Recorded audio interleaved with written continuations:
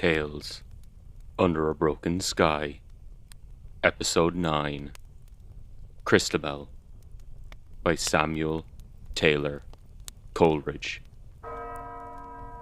Part 2. Each matin bell, the baron saith, knells us back to a world of death. These words Sir Leoline first said, when he rose and found his lady dead.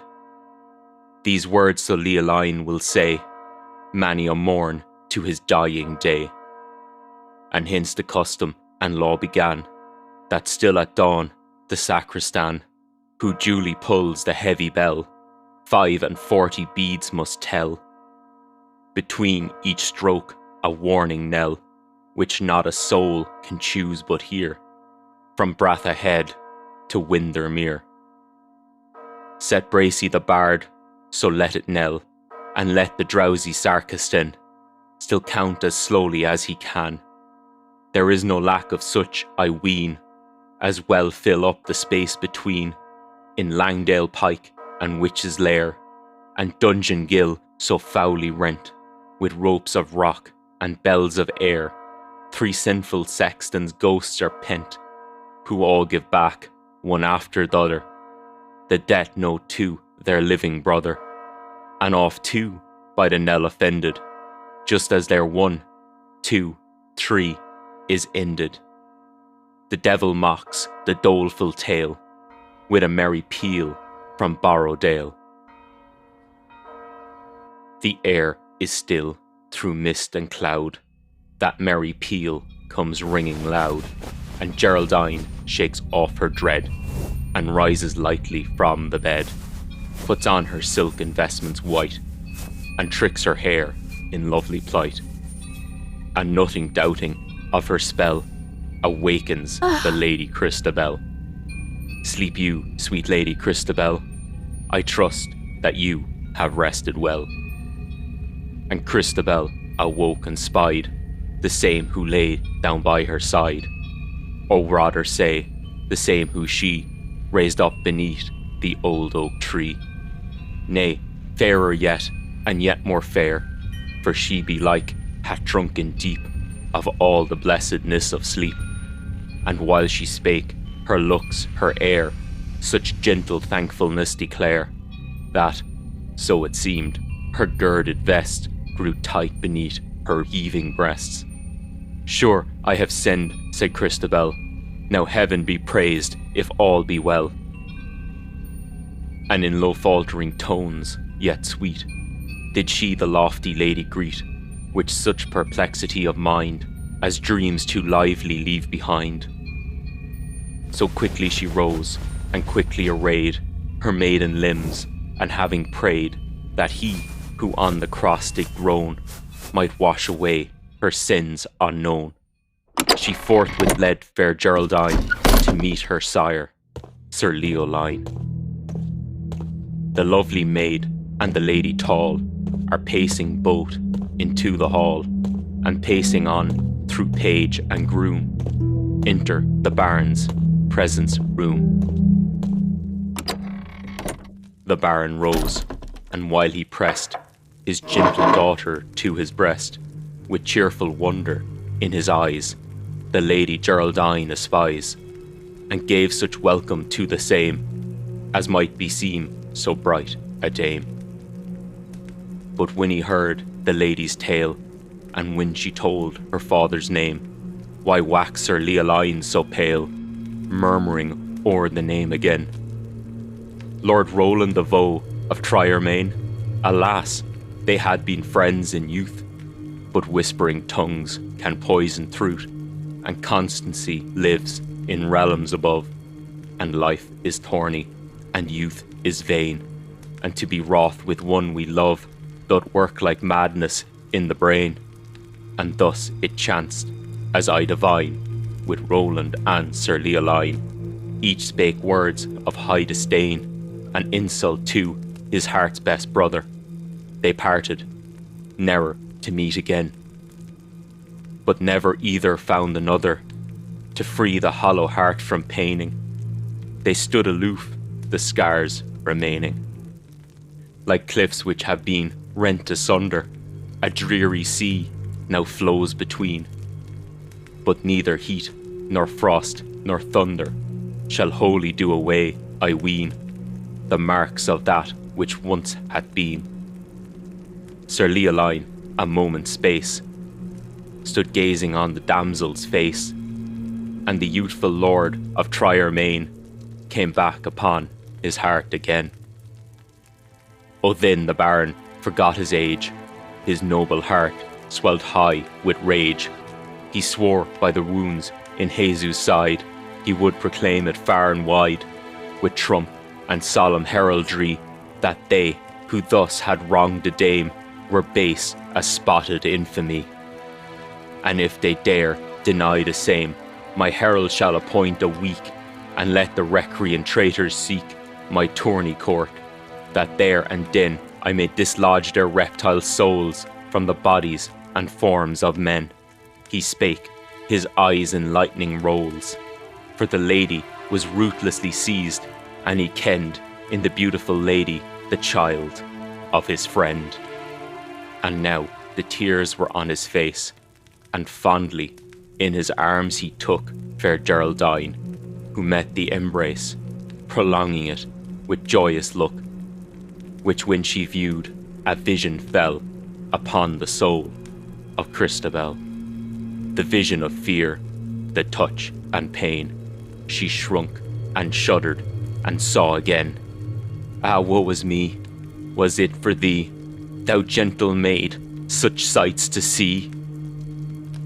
Again she saw that bosom old, again she felt that bosom cold, and drew in her breath with a hissing sound, whereat the knight turned wildly round, and nothing saw but his own sweet maid, with eyes upraised, as one that prayed.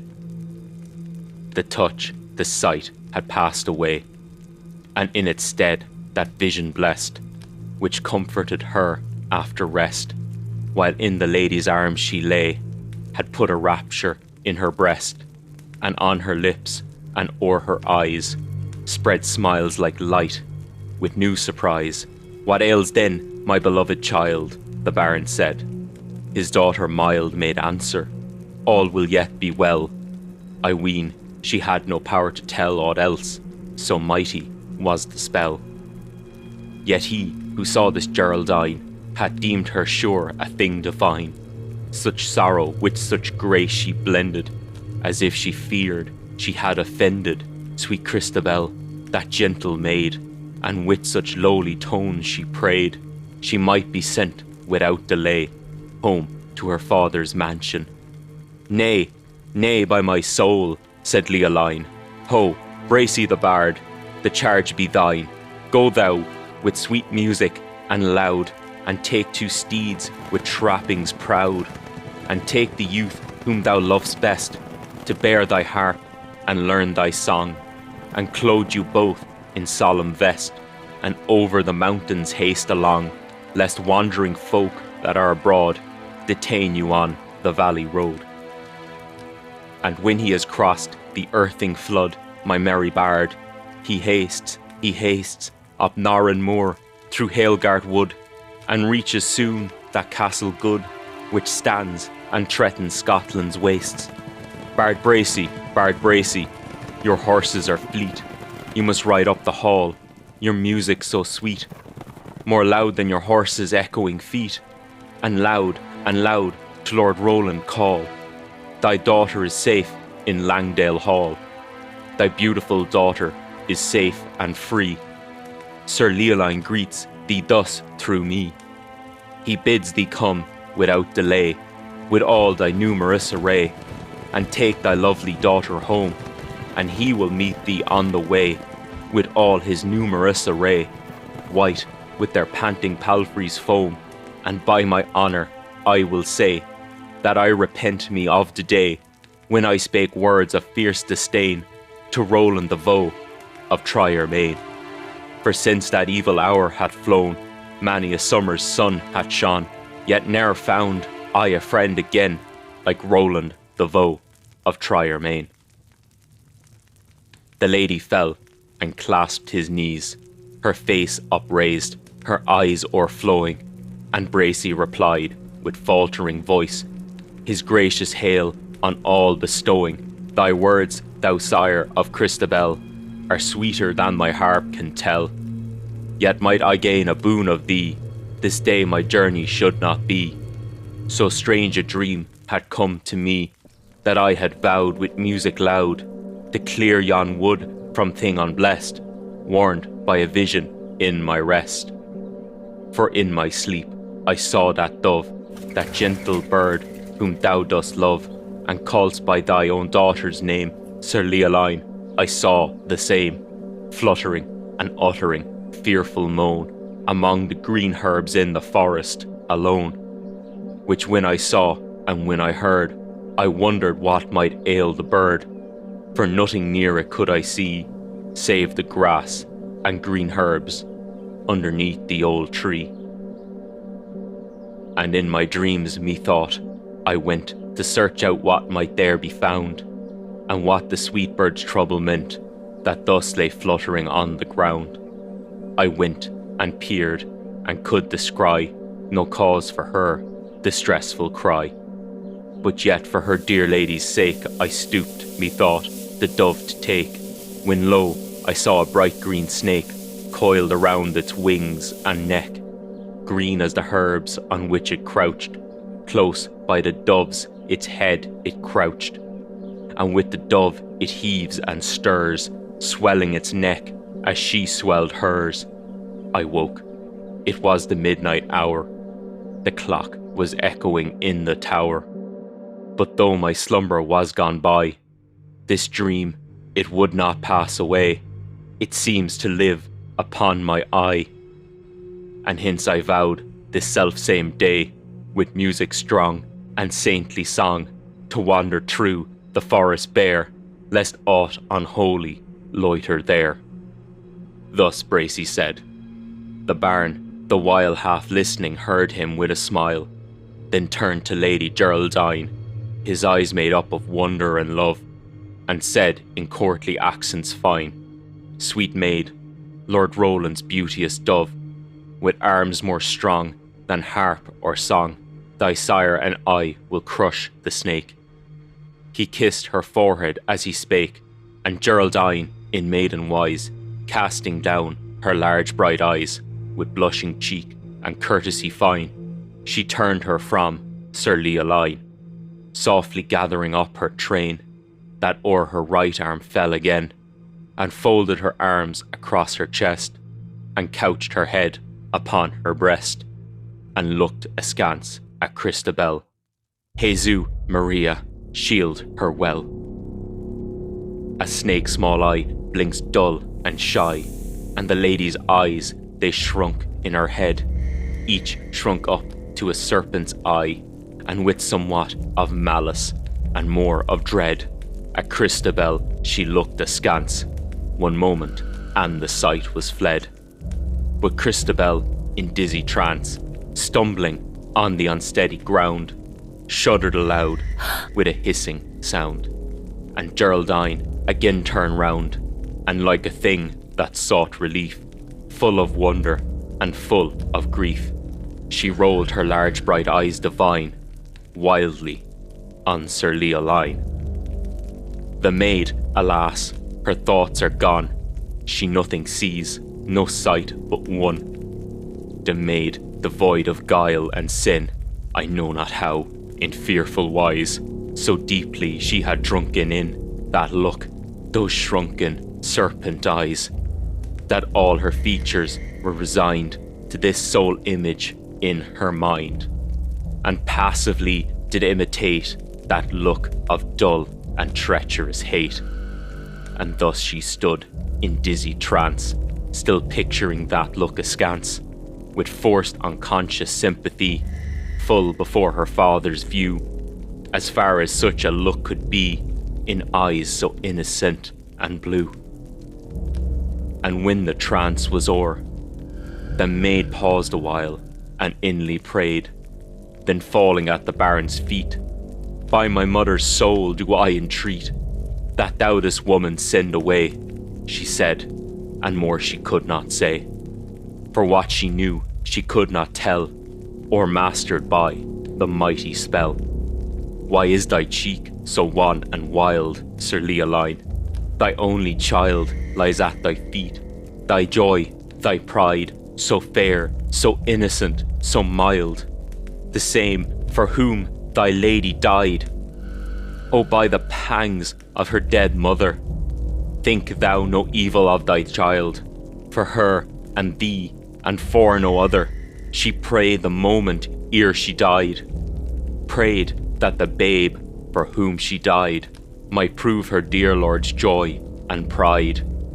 That prayer her deadly pangs beguiled, Sir Leoline, and wouldst thou wrong thy only child, her child, and thine?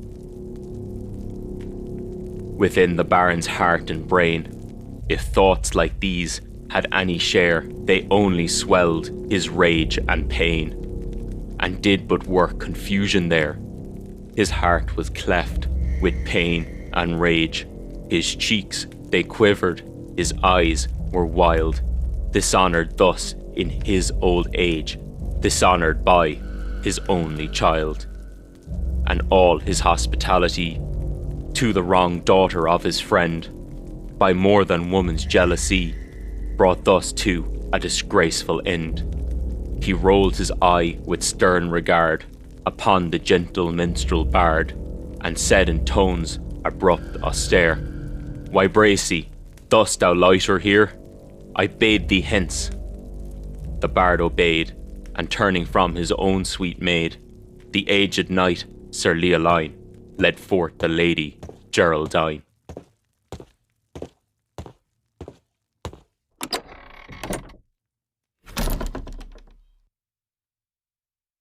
The conclusion to part 2. A little child, a limber elf, singing, dancing to itself, a fairy thing with red round cheeks that always finds and never seeks, makes such a vision to the sight as fills a father's eyes with light, and pleasure flows in so thick and fast upon his heart that he at last must needs express his love's excess with words of unmeant bitterness.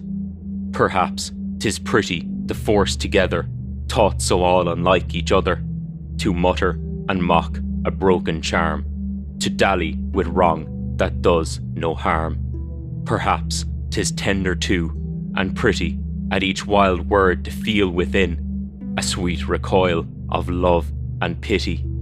And what if in a world of sin, oh sorrow and shame should this be true, such giddiness of heart and brain comes seldom save from rage and pain. So talk as it's most used to do.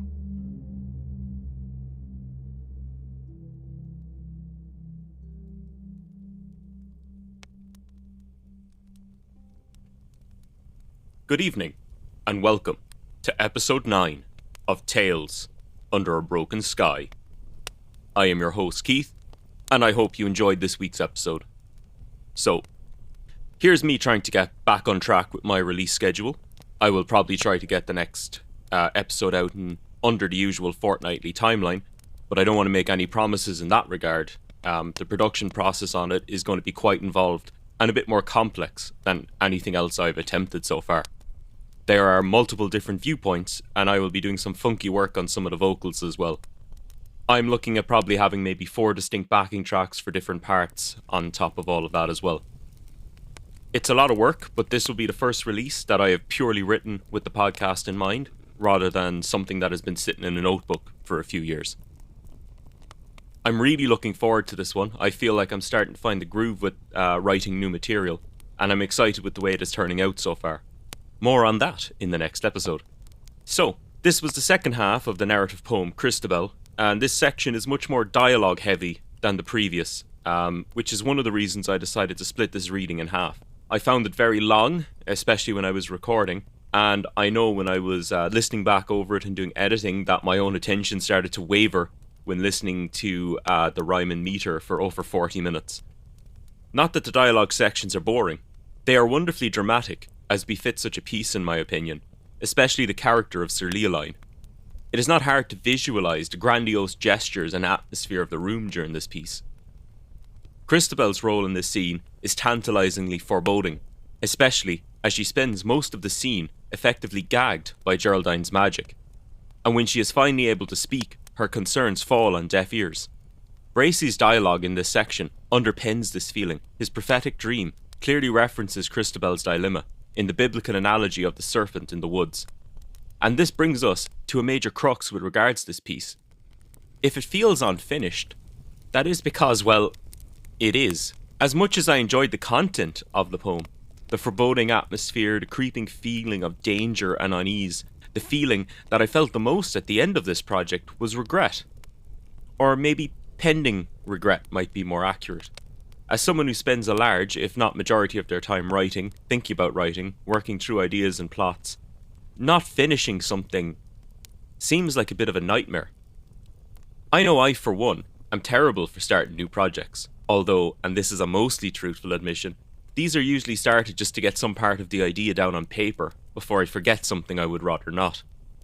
Currently, I actually have 2 complete manuscripts, one of which is getting really close to the level of polish and completeness that I want before I go looking for the holy grail of publication. The other is a mess of scribbles and red notes about rewrites, added removed scenes, and fairly large sections of reworking. Outside of those, I have various pieces of writing of various lengths and various states of planning. In my own mind, these matter less to me than finishing the 2 complete manuscripts.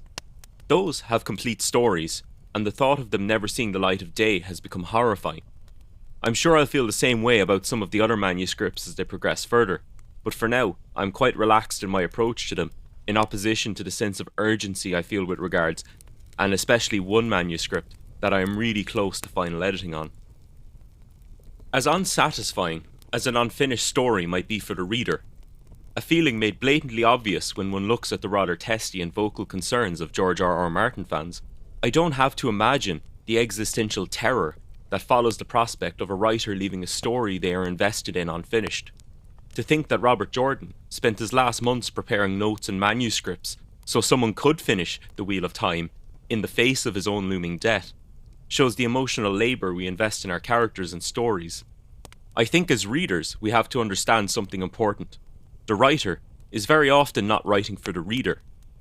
Often they are writing for themselves, or at the very least as much for themselves as for the reader. Storytelling is an art and has its own kind of magic. We can spend years with characters in the books we read, oftentimes growing up alongside them. I came to The Wheel of Time late. Book 9 was already published when I came to the series, but I was in my teens, and the books were a constant companion to me for over a decade before the last book was released.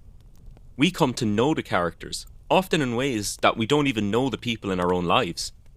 So it's no wonder the strong feelings felt about stories that drag out across decades.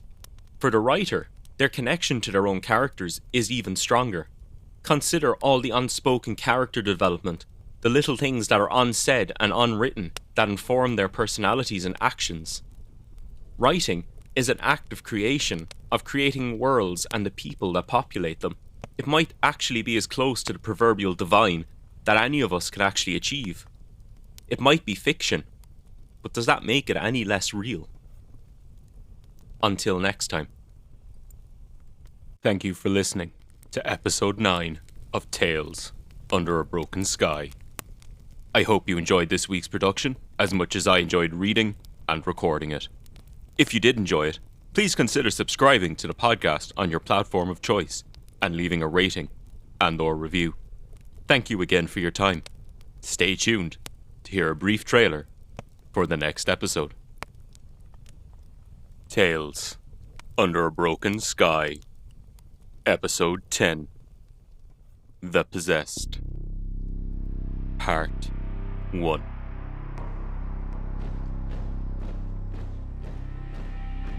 Anger, hatred, fear, supplication, power. A thrill of pleasure ran through the man standing in the shadow of the blood-red banner. Oh, the sacred profanity of it all. Such wondrous savage lust. The crowd, spread out across the square, stood silent, locked in rapt attention, as their great leader spewed violence and vitriol from his imagined pulpit. Thousands upon thousands of people who on another day would have denied such thoughts, cheered and celebrated his words as if he spoke some essential truth. Timeless knowledge and wisdom that only they were privy to. The chosen. The man in the shadows smiled. How easy it had been. A whispered word in the right ear. A little favour here. A minor promise there.